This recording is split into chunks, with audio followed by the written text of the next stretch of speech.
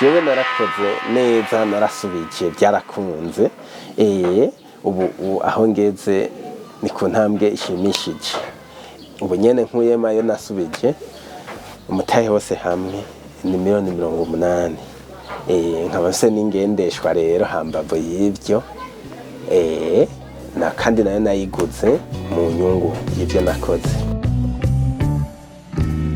Twari dusanzwe dukora turi bakenya turi abantu batatu, hanyuma paeje turayumva iraza makonkuru aragera tujya muri konkuru natwe turiyandikisha nk'abandi je camba uwa gatatu muri konkuru baca baramfinansa miliyoni 8 yose hamwe yagiye mu bikorwa byo muri atelier.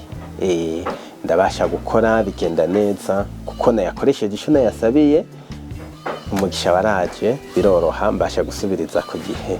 Mu kwezi kwa gatandatu niho twaheraheza gusubiza.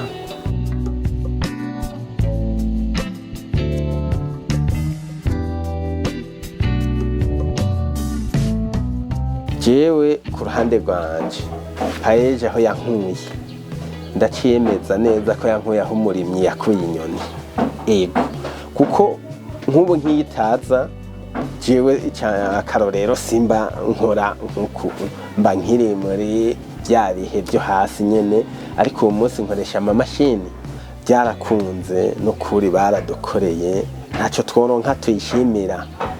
Retse kuragiza Imana nyene ati mufashe n'abandi kugira igihugu cyacu kibashe kugera kure hashoboka.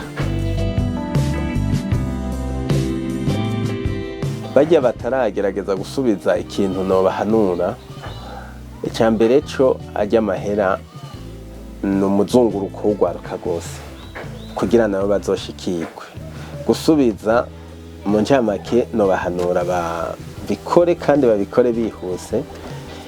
Kuko nk'ubu nk'abatararonka bashobora kuba byatewe nuko twe twatebye gusubiza, abo batarasubiza rero bahanura ko bogerageza bakanyarusa kugira urundi rwaruka rushikirwe.